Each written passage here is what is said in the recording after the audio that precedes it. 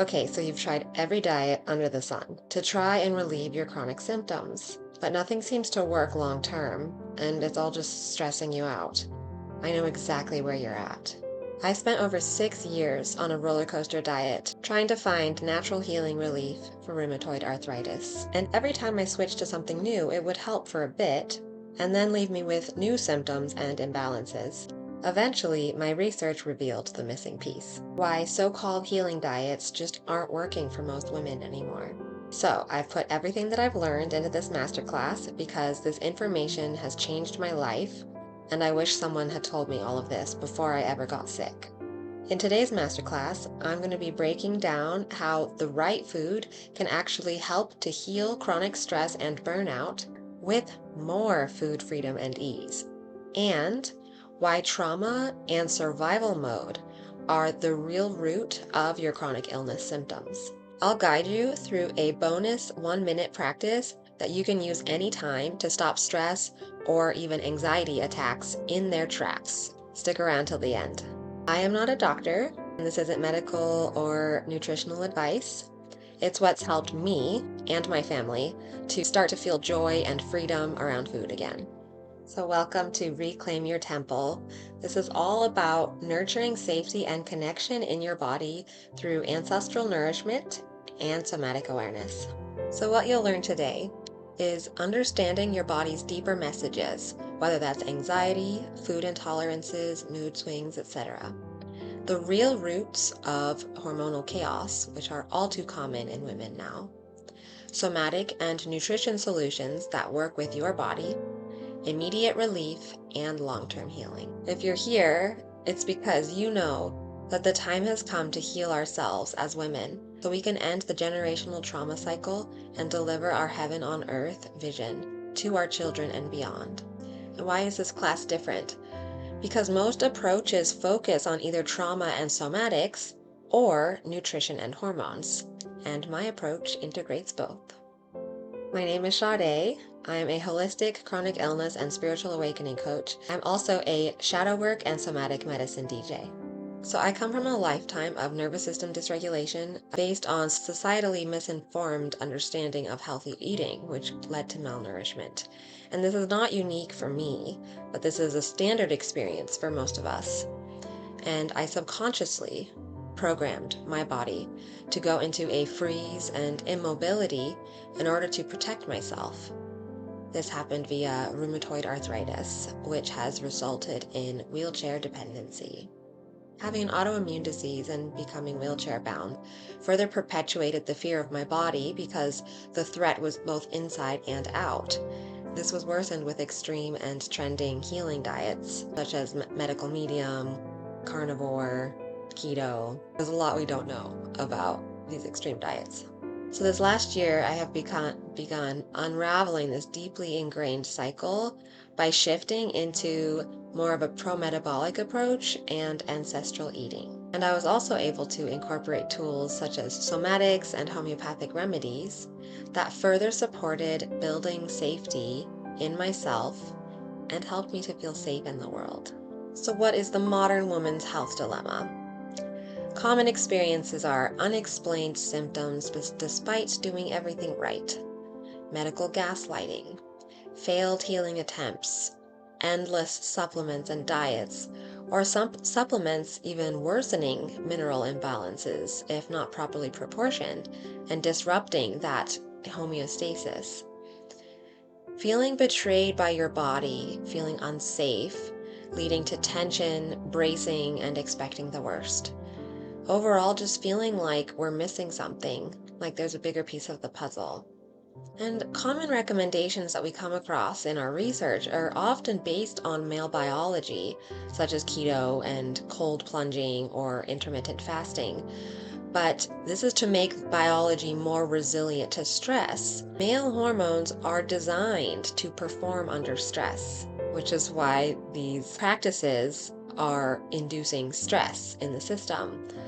Women's biology is not, which also explains why so many women are having more masculine inclined hormones in the body in order to help assist us in dealing with the daily stresses of modern society. So beneath the surface, what's really going on there is a hormonal imbalance. And this is especially things like estrogen dominant symptoms, slow metabolism, and suppressed thyroid function.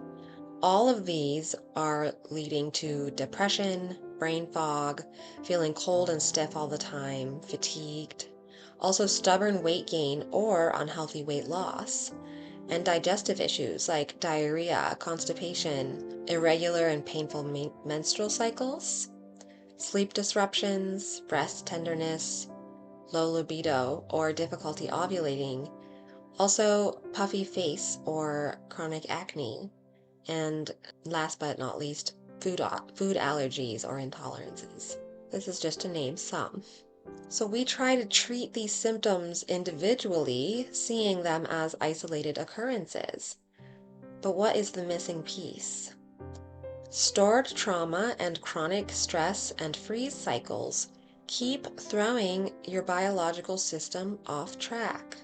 And as energy beings having a three-dimensional experience, it's crucial that we view everything in our lives through both an energetic and biological lens. So now let's get really down into it. There's a common misconception that stress is fight, flight, freeze, and fawn. But there's a differentiation that needs to be made. Stress is a challenge, it's a high energy state, and freeze is a trauma state, where trauma is an experience. Trauma is not an event, it's an experience. And if you will follow along with me here in this diagram that I made, we want to know the difference between the parasympathetic and the sympathetic state.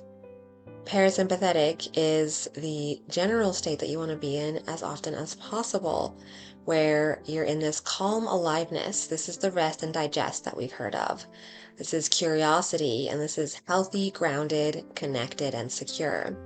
What happens is when we are in that parasympathetic rest state, if a trigger happens, something comes into our lives that is triggering. Let's say a car is about to hit you or something, and you have a stress response in order to protect you. And so that trigger is then you going into sympathetic state, which is a threat. And when you're in that sympathetic state responding to threat, you're restless, there's anxiety, there's this hypervigilance and guardedness, right? But what happens is a resilient person is able to go from that stressful trigger state back into parasympathetic with ease. Up here in the red, back down with ease as soon as the threat is gone. But the problem is that when we have not learned to regulate from these stress experiences and go back into parasympathetic, we end up staying in that hypervigilant state. And so this sympathetic state, this restlessness, this anxiety, and hypervigilance, when it goes on for a long time, it turns into anger and aggression and insomnia, and this hamster wheel of multitasking and being activated and afraid all the time. And this state takes a lot of energy to be in, and it's too much for the nervous system to always be in this place. But what happens is instead of regulating and going back into this resilient, chill space of the parasympathetic, we crash all the way down into freeze. This is the trauma state. This is when something is too much, too fast, or too little for too long. And when we are in this freeze state, we are overwhelmed, we are depressed, we're experiencing burnout, which eventually leads to chronic illness, autoimmune conditions, feelings of heaviness, what's the point, and even being numb. And so then there's a cycle that keeps generating over and over again between a trigger pushing us into this stress phase, and then after the stress is too much to handle, we crash back into the freeze. We live on this roller coaster of freeze, stress, freeze, stress. And we're trying to return to this calm aliveness here in the center. So as I mentioned, trauma gets stored in the body when stress is too much too soon or not enough for too long, like in the case of malnourishment or prolonged amounts of time without intimacy and connection. Also, stress cycles that don't complete, like unexpressed emotions or not regulating after a stressful event has happened, it will store these stress chemicals in your muscles. So think about all of the stressful experiences you've had in your life, especially in your childhood, where you actually did not complete that stress cycle. You were not able to go back into a calm, chill, relaxed state. It was simply stored. And when the experience of trauma stays in the body for too long, that is when it becomes what's called the chronic freeze state. And there's also something called the functional freeze, in which the majority of women, they have no idea that they are working, they're functioning in society, but they're in a freeze state. This is that constant feeling like you are dragging yourself through your day and you just can barely make it, and you need so much coffee in order to be able to just make it through the daily requirements. So how do you know if you are regulated, if you have regulated from a stressful experience? Let's say there was some sort of a trigger. Afterwards, if you start to yawn or even belch, or you experience stomach growling or some sort of a spontaneous breath, like a nice big exhale that happens, that is a sign that you have gone back into that parasympathetic, or you've at least begun the process of downgrading from that high stress situation. And a very common biological release mechanism that happens for trauma and stress is shivering or shaking. So we have the term shake it off. This is literal, and it should be taken much more seriously when there is a stressful experience that happens. Take the initiative to physically shake your body from head to toe to come into that peaceful state. So there's a paradox that happens in the nervous system with safety. Chronic stress has become normalized because stress supports performance. This leads to stress dependency, like caffeine and high stimulation. So feeling unsafe in relaxation is actually common because the stress response is resisting the freeze. So what can happen is, you might be familiar with this, you feel panicked when you're relaxing or you're slowing down, like if you don't have any plans or things are just too quiet and you're doing nothing, like taking a bath. So resting and healing feels threatening because the stress freeze response protects us from feeling the emotions that are overwhelming to process. If we aren't in a hypervigilant state, we might not be prepared for the threat that we're unconsciously expecting to come. And this is particularly where the nourishment comes into play. Building safety from the ground up breaks the survival cycle. We are teaching our body, ultimately, that it is safe to feel safe. So back to the hormone story really quickly before we move on. Trauma disrupts the hormones by increasing cortisol and inflammation, also increasing estrogen and lactic acid. So this is your estrogen dominance issues, which is what's common for most women. And lactic acid also is what creates that feeling of sore muscles and stiffness. And at the same time, trauma also is reducing your energy. It's slowing down your digestion and your metabolism, and it's slowing down your thyroid function, which is responsible for your metabolism, for your energy, for your mood. And this has a huge emotional toll on us.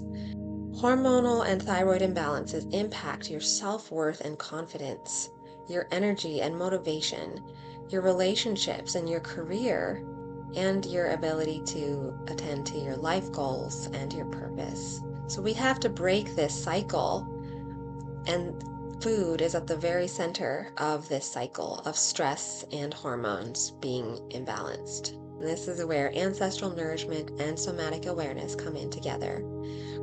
We're here to build a foundation by starting with regulation through nourishment from a biological approach. We want to gently build metabolic safety and support, but not by forcing the body. Awareness and curiosity are your best friend, so check in with yourself often. Slow equals fast. The slower you are with this process of building a foundation, the better your results are going to be. What do I mean by regulation through nourishment? It's incorporating eating patterns for safety. So eating within 1 hour of waking up in the morning is absolutely crucial, non-negotiable, okay? Otherwise, what happens is that you trigger this cortisol dump that programs your body to be in a stress response for the rest of the day. I'm going to repeat that. If you do not eat within 1 hour of waking, your body will trigger a stress cortisol dump that programs you to be in that stress state for the rest of the day. Chronic stress and freeze reduces the appetite in order to conserve energy. So it has you running through the day on cortisol and adrenaline instead of on the fuel that you get from food. So it's normal then to not be hungry in the morning if you're used to being in this pattern. I'm sure you had all these exclamation points coming up when I said eat within 1 hour of waking, but you're probably not hungry yet when you wake up in the morning. It probably makes you even feel kind of sick. And that's why I said slow equals fast. You want to be so slow, but this is definitely the trajectory that you want to start to aim for. Women are always on the eternal hunt of seeking healthy sustenance and the perfect diet. And we're often led to plant-based because we're told that it's healthier, high vibration, and it's the most moral, ethical choice and more sustainable for the earth. I was raised vegetarian and always thought that it was the only way to be healthy. But my chronic illness led me to lots of research and experimentation. And I was eventually led to what I believe is the most biologically appropriate way of eating for humans. It's called the ancestral diet or ancestral eating because it's based on what was available seasonally, locally, and before the industrialization of food production. It also takes into account the evolution from nomadic hunter-gatherer to agricultural peoples, meaning our biology is still oriented towards being more adjusted to this lifestyle. And when ancestral eating is done properly, it is reverent, it is efficient, and it is the most eco-friendly and sustainable way of eating. After a lot of emotional conflict, I realized that basing my diet, veganism, off of not wanting to kill animals was also seeking to bypass death and honoring its sacred, crucial role in life. Why animal-based nutrients? The nutrients are more bioavailable in animal products because they're already in the active form that our bodies can easily absorb and use. Unlike plant-based sources that require complex conversions, our systems don't have the bandwidth to do efficiently when we have a suppressed metabolism. And the best sources of animal-based nutrients is butter, bone broth, gelatin, red meat, raw and fermented dairy, cod liver oil, fatty fish, beef liver, shellfish, eggs. Also, fermented foods are more digestible and highly nutritious, such as yogurt, kefir, sauerkraut, and kimchi. So while these foods are more bioavailable, I would also like to point out that a slow metabolism, coming from a place of the chronic stress-free cycle, often needs a boost to digest high-protein meals if you're not accustomed to animal protein. So I like to experiment with using things like apple cider vinegar as a digestive aid. Start with like a half a teaspoon, and then you can work your way up in 2 ounces of water with a meal. And then let's talk quickly about the fiber component. Fiber from vegetables, fruits, and properly prepared legumes is crucial. Avoid soybeans and chickpeas when healing estrogen dominance or hypothyroidism. It's crucial in regulating hormones, feeding healthy gut for a healthy mind, and supporting efficient bowel movements. Should you only buy organic? I like to say to live within your means. Just pick from the clean 15 and avoid the dirty dozen when you're buying conventional. You can look those lists up on Google. What are the key daily guidelines? This is very important. You need, on average, 1 gram of protein per pound of body weight that you weigh. More if you are actively trying to gain weight and gain muscle. So think about that for a second. It is very likely that you are getting about a third of the percentage of protein daily that you should be eating.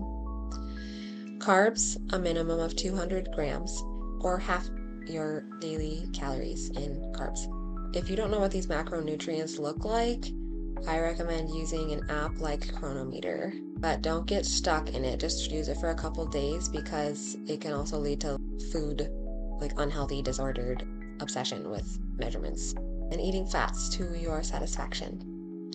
Naturally saturated animal fats like coconut oil and olive oil are the best.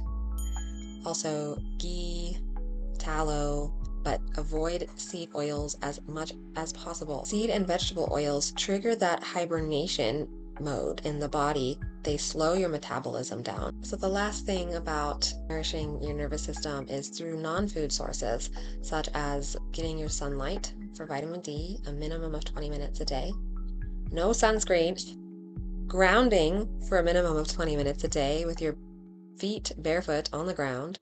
This helps you improve your mood, also reduces inflammation.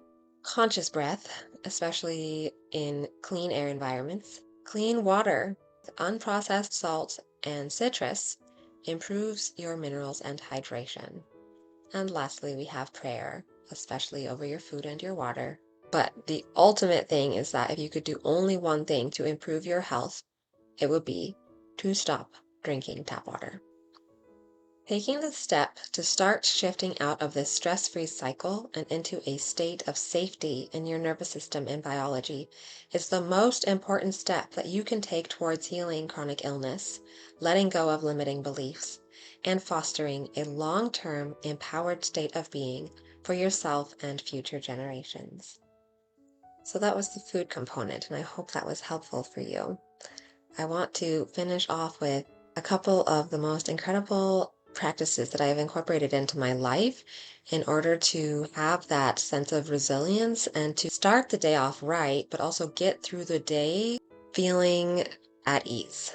And if a trigger comes in, I'm able to use these practices in order to help me regulate and go back to that peace state. And also it helps me to not get triggered by things that normally would trigger me in the past. The top 3 things that are so important.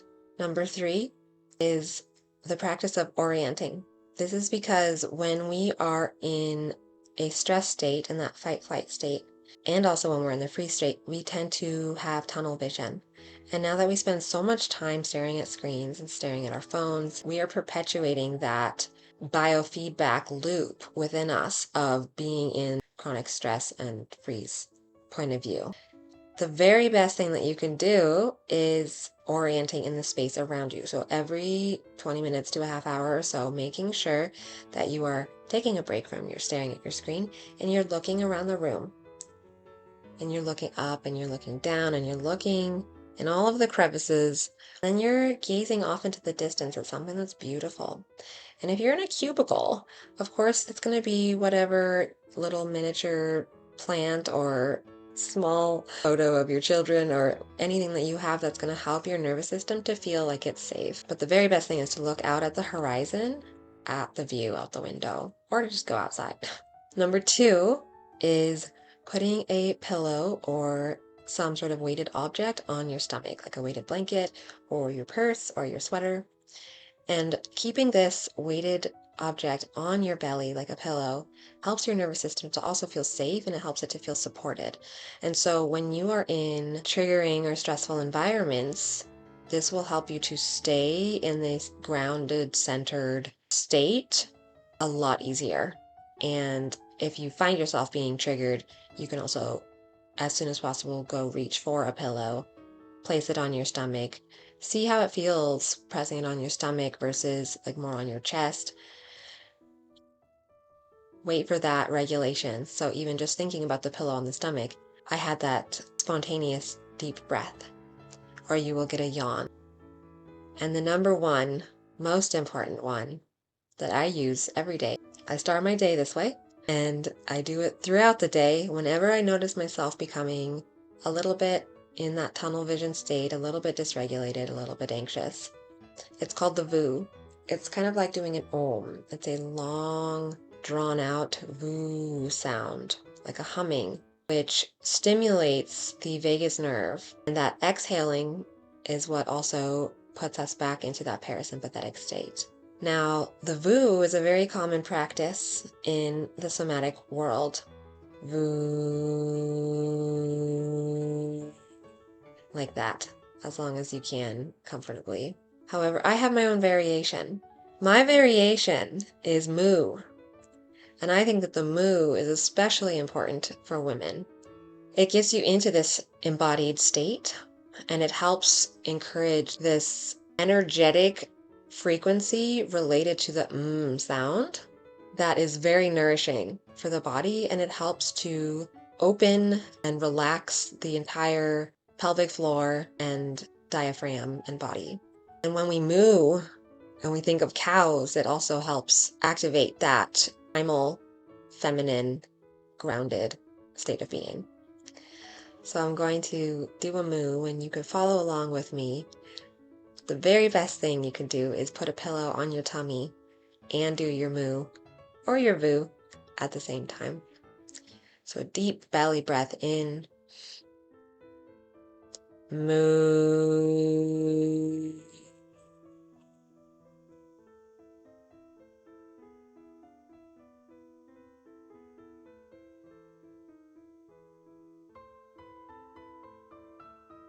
You might have seen that I was starting to orient around the room. Now I have some neck mobility issues, so I'm not able to turn my head fully, but ideally, if you orient in the space while you're mooing or VOOing and you have that pillow on your belly, I want you to try it. Please try it. You will be so amazed by how instantly you feel this sense of well-being and ease in your body. And you can do it anywhere, anytime. If you feel uncomfortable doing it in public, excuse yourself to the restroom. So there's a lot of ways to make sure that this is the ultimate self-care practice that you can incorporate in some way, shape, or form. You'll notice as you practice, your moves will start to get bigger and more bold. That's a very good sign that your nervous system is starting to feel like it can relax, can start to unclench that jaw, start to lower those shoulders, start to settle down into the seat of your wisdom. That's everything that I wanted to share with you today. It's a foundation for how nourishment and nervous system repair actually work together to help you feel safe in your body again. Your body wants to heal, but healing only happens through expansion and safety. If you want to learn more about how you can start building that safety and ease in your body, my Movement is Medicine video is all about using music and intuitive movement to release stress and stored trauma in a safe and even fun way. I'll link that down below in the comments. Don't forget to grab your free Ancestral Eating Food Guide PDF, where you will find all of the resources on the best way to feed yourself and your family for mental and physical well-being. These are the best tools that you could ever use to help you feel safe, nourished, and like your real self, maybe for the first time in your life.